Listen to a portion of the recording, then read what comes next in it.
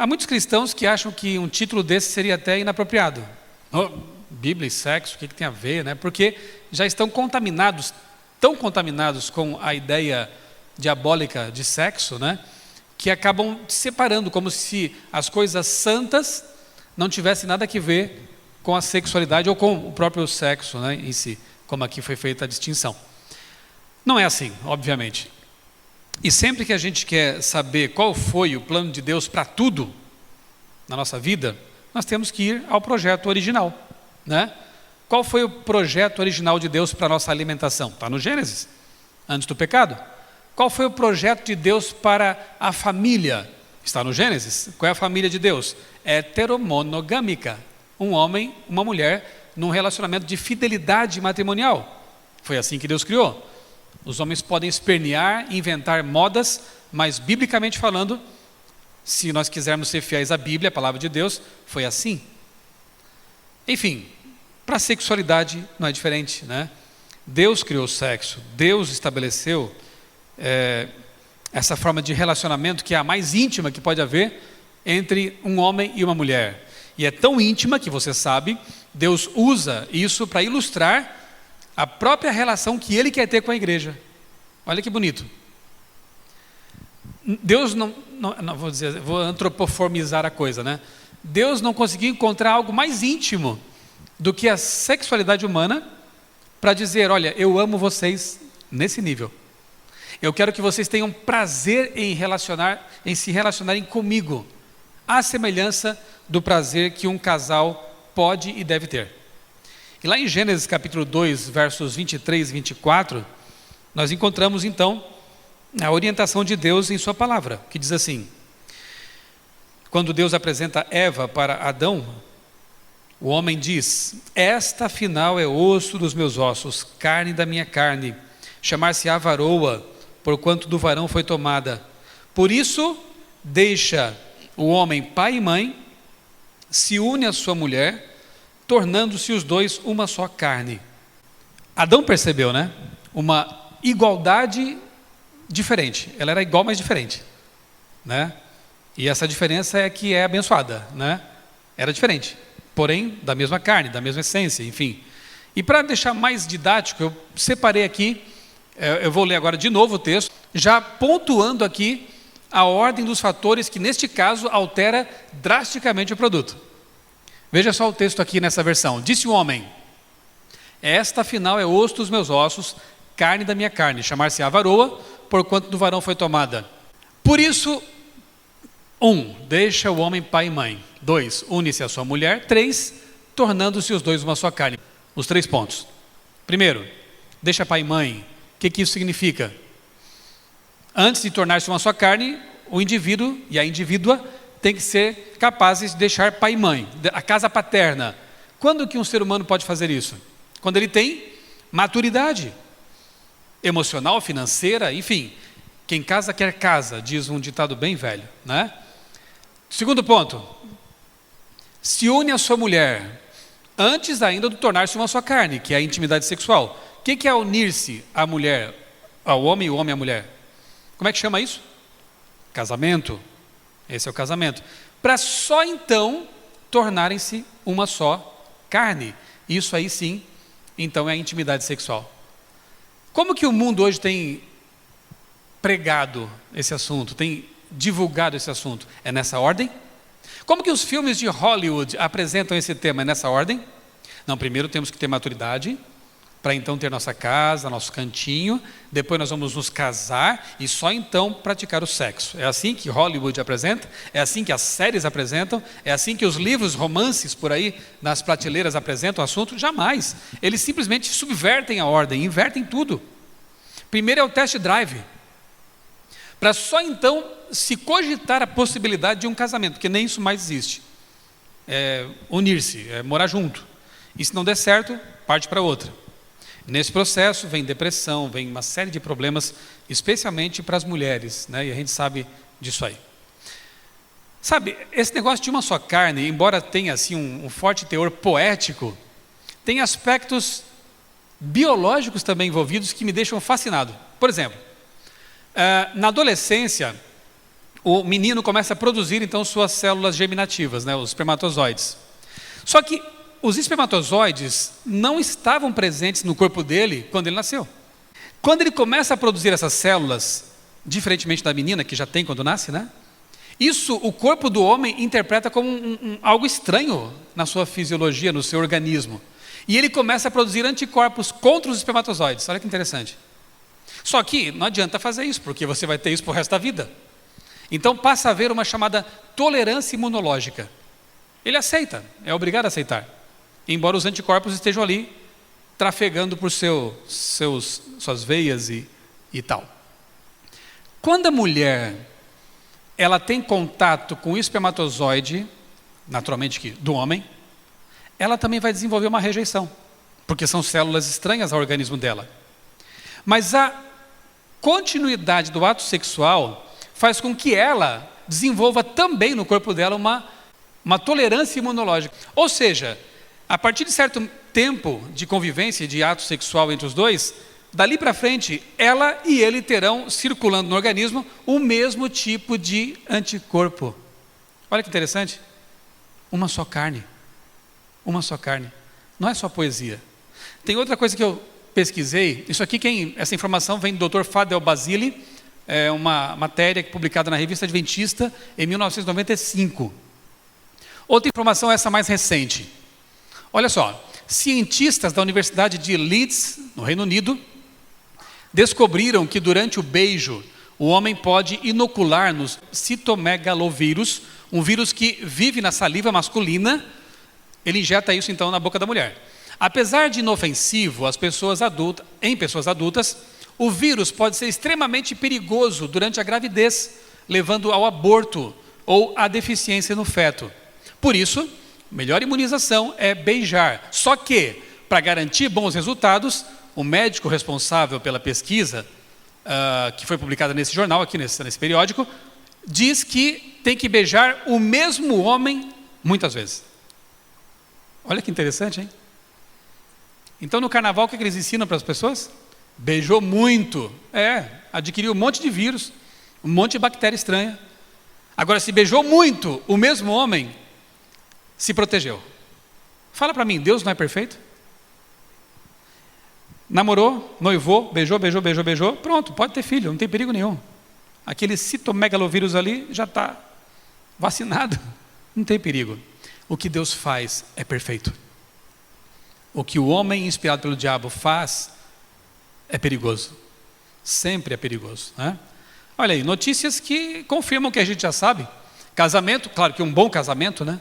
Aqui faltou o adjetivo. Um bom casamento é bom para a saúde física e mental, diz pesquisa. Demoraram, né? A gente já sabia disso, que um bom casamento faz bem para tudo, né? Outra notícia interessante, que são, na verdade, pesquisas científicas, né? Abstinência antes do casamento ajuda na vida sexual depois do casamento. O que a mídia ensina mesmo? Não, primeiro tem que testar, tem que experimentar para saber se vai dar certo. Mentira! Os casais que se mantiveram abstinentes antes do casamento, quando se casam, têm níveis de satisfação reportados muito maiores do que aqueles que não fizeram isso. Tem uma pesquisa americana que inclusive teve um nome pejorativo, um título, né? É a pesquisa das irmãzinhas crentes. Olha aí. Porque conseguiram detectar níveis de satisfação sexual maiores entre as evangélicas em relação às mulheres de modo geral. E aí? O que isso nos diz? Que o plano de Deus sempre é o melhor, né? Então, Bíblia e sexo tem tudo a ver, claro que sim. Aqui, então, a coisa vai embora, né? Se Gênesis fala de sexo, Cantares, então, ali você vê a expressão do sexo de forma clara, aberta, e não só física, mas romântica. Aquilo que a doutora Flávia também apresentou aqui, né? O amor relacionado com a sexualidade, não dissociado. Então, por exemplo, capítulo 3, Cantares trata o sexo como um momento único de intimidade entre um homem e uma mulher, que se amam tanto que não suportam a ausência um do outro. Olha que bonito. Isso aqui vai combinar com o que Paulo fala lá na frente. Até citar aqui o verso já, mas eu quero deixar para falar também aqui, né, na minha parte. Se amam tanto que não suportam a ausência um do outro, eles querem estar juntos. Bonito, né? Segundo ponto, aqui está nos capítulos no capítulo 5, versos 5 e 13. A intimidade sexual em Cantares é abordada com inúmeras metáforas, sendo uma delas o uso dos óleos. Mirra, por exemplo, que é um óleo caríssimo, finíssimo, né? Então Cantares compara o sexo, a intimidade sexual, com o uso de óleos como mirra. Não tanto pelo seu aspecto aromático, mas tátil. Gostoso de utilizar, de passar como hidratante, né? O aspecto tátil. Olha o que foi dito agora há pouco aqui, gente. Que sexo não é só encontro de órgão sexual, genitália. É todo o corpo. Afinal, óleo era usado para passar em todo o corpo. Está lá em Cantares. Terceiro ponto. O erotismo é muito claro, principalmente pela descrição detalhada dos atributos da beleza de ambos. Eles se elogiam. E elogiam várias partes do corpo, né? E aqui no ponto 4, jardim, que aparece ao longo do livro, ora é real, ora é metafórico, simbolizando a genitália feminina. Interessante, né? Quando ele fala do jardim, da beleza do jardim, ele está descrevendo ora o jardim, ora a genitália da mulher. Então é interessante, né? Assim, a poesia e a franqueza com que o assunto é tratado belamente ali no livro de Cantares. Quinto, o sexo é uma espécie de consumação do amor pré-existente. O prazer e a alegria desses momentos de intimidade física ocorrem em virtude do amor entre ambos. Sempre o amor permeia o livro. Agora vem uma pergunta, um detalhe talvez que alguns não percebem, né? Não percebem ao ler Cantares. Alguma vez Salomão fala em filhos ali? Não. Não aparece filho em Cantares, mas sexo de ponta a ponta. Então como é que vem aquela ideia de que sexo é só para procriação? Isso é uma falha. Em Cantares, um livro inspirado por Deus, um livro que o Espírito Santo orientou, Theopnestos, né, que é inspirado, ali fala do sexo, mas não está relacionado com filhos. Logo, antes de ser um método, um recurso divino para a procriação, o sexo foi dado como algo para quê? Para dar prazer e para unir o casal, graças aos laços poderosos da ocitocina e da vasopressina nos homens também. E por que não da dopamina, que é uma droga tão boa, quando jorrada no cérebro pelo motivo certo.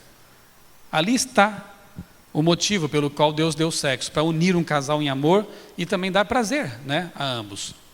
Filhos são importantes também, é óbvio, né? Crescer e multiplicai. Alguns versos para você se inebriar com a Bíblia em relação ao sexo. Aqui, verso 1 do capítulo 1. Ah, se ele me beijasse, se a sua boca me cobrisse de beijos. Capítulo 1, verso 13.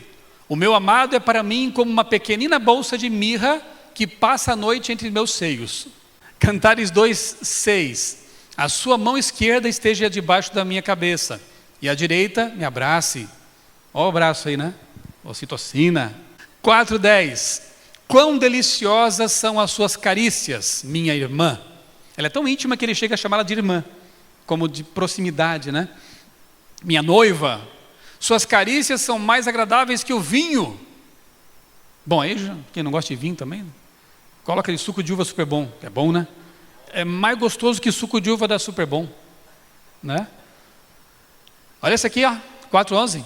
Os seus lábios gotejam a doçura dos favos de mel. Minha noiva, leite e mel estão debaixo da sua língua. Já tinha beijo de língua naquele tempo. Mas eram casados, né? Interessante, né? Bom, aqui Salomão, então, ele vai com tudo no assunto. Provérbios 5, 18 e 19. Olha só.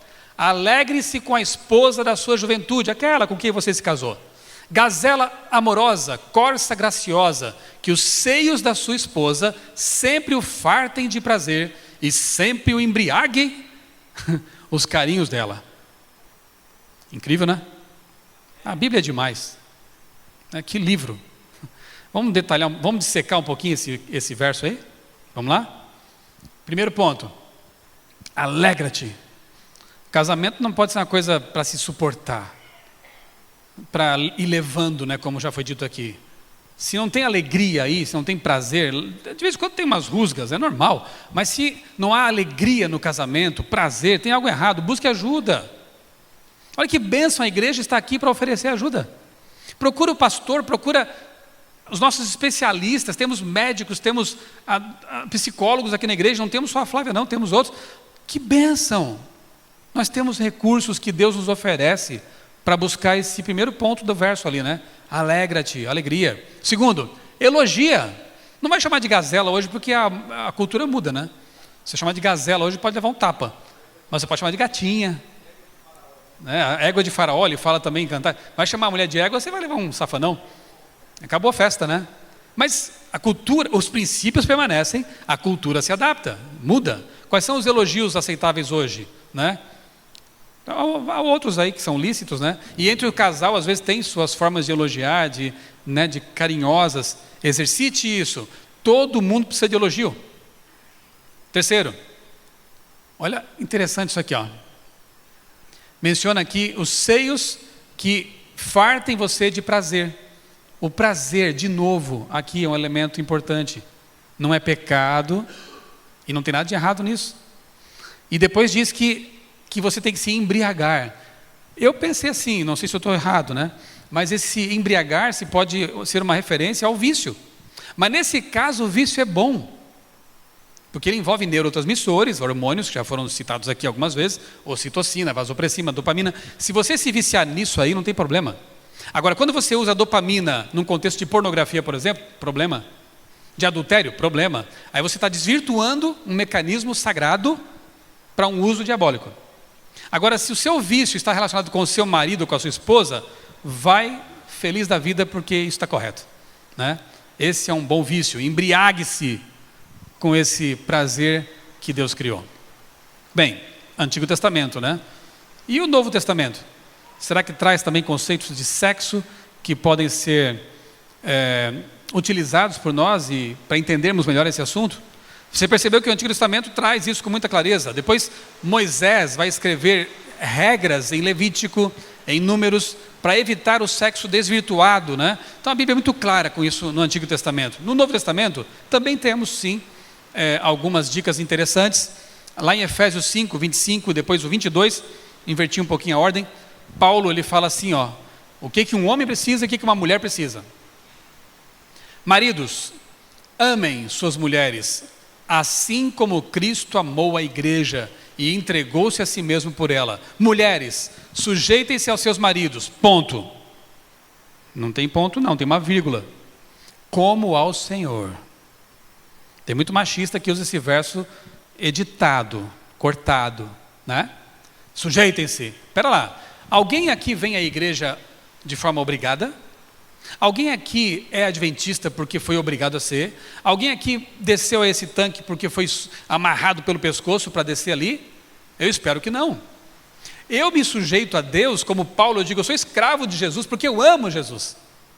Porque eu sei que tudo que Deus faz por mim é para o meu bem. Porque eu conheço esse meu Deus. E a Bíblia diz, Paulo diz que as mulheres devem se sujeitar a um marido que seja, primeiro, capaz de morrer por ela. E segundo, que se comporte com ela como Deus se comporta com a gente. Como?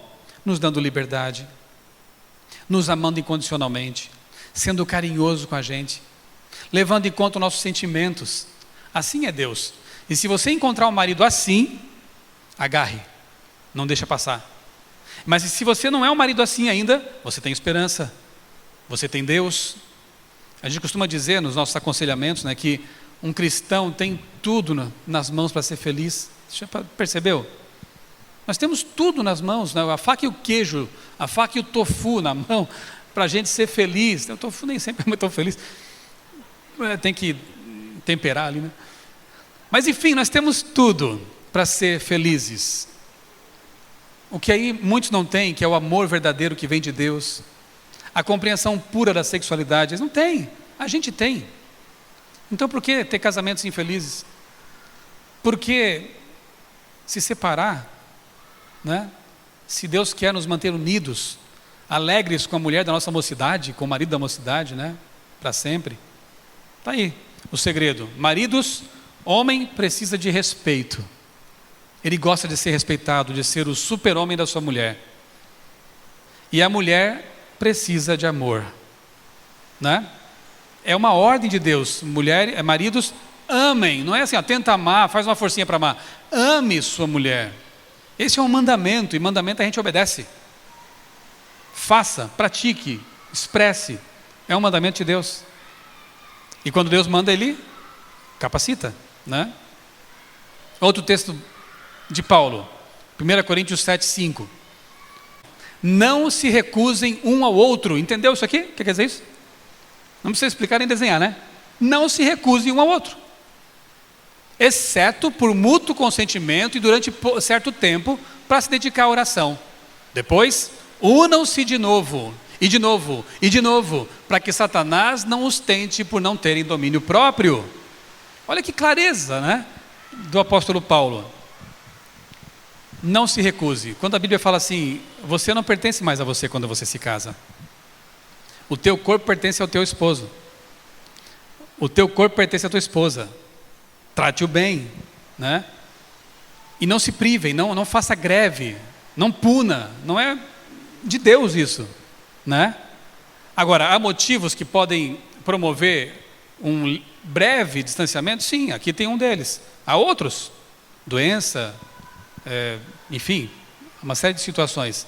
Mas o objetivo e a vontade de Deus expressa por meio do apóstolo Paulo inspirado é: estejam juntos sempre, nunca se privem, e sempre unam-se um ao outro, unam-se ao outro, né? Um outro texto muito importante, Hebreus 13:4. O casamento deve ser honrado por todos, o leito conjugal conservado puro, pois Deus julgará os imorais e adúlteros. Como você entende essa passagem que diz o leito matrimonial tem que ser puro? Quando ele fala de imorais e adúlteros, não são os de fora. A conexão que a palavrinha pois traz ali é com a primeira parte. Mantenha a cama pura, o leito conjugal puro, a sua vida sexual pura. Pois muita gente casada traz para a cama imoralidade e adultério. Como? Pensa aí. Aqui vai longe, né? Se a gente fosse tratar desse assunto, eu não quero me demorar nisso, mas você sabe como isso é possível, né? Jesus mesmo falou que aquele que cobiçar uma mulher, no sentido de querer possuí-la e tudo mais, ele está fazendo o que mentalmente? Adulterando. Pornografia no contexto conjugal, imoralidade, e vai embora. Hoje em dia as depravações são as mais variadas possíveis. Deus não quer isso em nosso lar. Deus quer que o nosso leito conjugal, ou seja, a nossa sexualidade, seja pura, seja não adulterada, ok? Vamos lá. Ellen White, no livro Conduta Sexual, que eu recomendo a vocês, página 81, escreveu assim: Jesus não impõe abstinência sexual a qualquer classe de homens. Se você quiser ser abstinente, como alguns foram, né? No passado, no presente, fica à vontade, é uma decisão sua. Mas Deus não pede isso de você. Deus não pede que ninguém seja padre, que ninguém seja celibatário. Ele não pede isso. Se quiser ser, fica à vontade. Mas Ele não pede. Ele não veio para destruir a sagrada relação matrimonial, ou seja, o sexo, mas para exaltá-la, restaurá-la à sua santidade original. E aqui a gente fecha a palestra. Porque Deus quer fazer com que o sexo volte a ser o que foi lá no Éden. Ele não veio nos privar do sexo, Ele veio também nos ajudar a restaurar o sexo àquilo que deveria sempre ter sido. Deu para entender? Ele olha com prazer para a relação de família, onde o amor sagrado e altruísta é a força dominante. Na sexualidade, como é que eu posso entender amor altruísta? O que é altruísmo? Uma palavra antiga, né? Mas o que é altruísmo? Pensar mais no outro do que em mim. Então esse texto está falando de sexo. Como que eu posso expressar altruísmo na relação conjugal e sexual? Um pensando no outro, sempre. Um se doando ao outro. Um descobrindo o que o outro gosta, como já foi dito aqui tão bem antes de mim. Um descobrindo aquilo que mais traz alegria, prazer, satisfação para o outro. Altruísmo. Mulheres, sejam mais altruístas. Homens, sejam mais altruístas, né? É o que Ellen White está dizendo aqui nesse texto. Esse é um livro interessante também, da editora Mundo Cristão, se eu não me engano. Entre Lençóis, alguns aspectos ali que a gente discorda um pouco, mas de modo geral a obra é bem interessante, um livro bem bacana. E o autor fala assim, o autor se não me engano, ele é psicólogo também. Sexo é energia para o homem, gera confiança dentro dele e cria um senso geral de bem-estar. Ele reúne força, o homem, para perseverar num trabalho insatisfatório, porque está sintonizado com aqueles a quem ama. Há propósito para o seu trabalho e uma recompensa no fim do dia. Ele pode estar chateado com o chefe, descontente com o seu trabalho, mas se ele tem uma esposa receptiva, altruísta, carinhosa, o esperando em casa, tudo fica em segundo plano. Ele supera tudo, porque ali aquela relação é mais importante do que tudo. Esposa, você quer um marido que seja um pai melhor? Quer que ele passe mais tempo em casa? Quer que ele escute com mais atenção? Se a resposta é sim, então trabalhe para que ele se torne mais sexualmente satisfeito. Marido, quer ter uma esposa com menos estresse? Que tenha mais apreciação e respeito por você? Então descubra o que a agrada sexualmente. Que conselho, hein? Às vezes a coisa é tão fácil de resolver e a gente complica tanto, né? Há outros problemas, é lógico, né? Mas esse pode ser um que, com a ajuda de Deus, pode ser resolvido. Eu quero encerrar lendo com vocês de novo, Gênesis, só que agora capítulo 26. Gênesis 26, versos 6 a 9. Olha que passagem interessante essa aqui. Isaque, pois, ficou em Gerar. Perguntando-lhe os homens daquele lugar a respeito de sua mulher, disse, é minha irmã. Por que ele falou isso? Porque ele temia dizer, é minha mulher, para que, dizia ele consigo, os homens do lugar não me matem por amor de Rebeca, porque ela é formosa de aparência. Ora, tendo Isaque permanecido ali por muito tempo, Abimeleque, rei dos filisteus, olhando da janela, viu que Isaque acariciava Rebeca, sua mulher. Então Abimeleque chamou Isaque e lhe disse, é evidente que ela é tua esposa? Como, pois, disseste, é minha irmã? Respondeu Isaque, é porque eu dizia, para que não morra por causa dela. Deixa o lado da mentira, do medo de lado aqui, né? Mas fique com o aspecto bonito e positivo dessa passagem. O que denunciou o casal? O que ele estava fazendo que não é normal de irmão fazer e nem é apropriado, né? O que ele estava fazendo ali? Acariciando. E eu quero encerrar então essa reflexão dizendo assim para os casais, se denunciem, entendeu? Se denunciem, deixe que os outros percebam que vocês são casados e que se amam. Como também? Tudo tem limite também, lógico, né? Mas pelo menos diante do céu, se denunciem. Como? Carícias, carinho, contato, intimidade, abraço, mais tempo para si, mais alegria, mais diversão, mais leveza na vida. Que Deus nos ajude a realmente ninguém conseguir dizer que não somos casados. Vocês são casados, só pode ser. Que todo mundo perceba que entre nós existe realmente amor de verdade, intimidade, né? Doação e vivência dos princípios bíblicos de sexualidade, porque eles são os melhores. Por quê? Porque quem deu esses princípios foi o Criador do sexo, o nosso Deus. E Ele espera que nós sejamos muito felizes, muito íntimos, e assim tornemos a vida que é tão amarga, tão dura, um pouquinho melhor, né? Porque esse é um presente que Ele nos deu, e quando aberto o presente no contexto certo, no momento certo, com a pessoa certa, é uma bênção, é uma grande bênção. Que Deus abençoe os casais dessa igreja, das igrejas que estão aqui presentes também, e nos dê o verdadeiro amor com que devemos nos amar.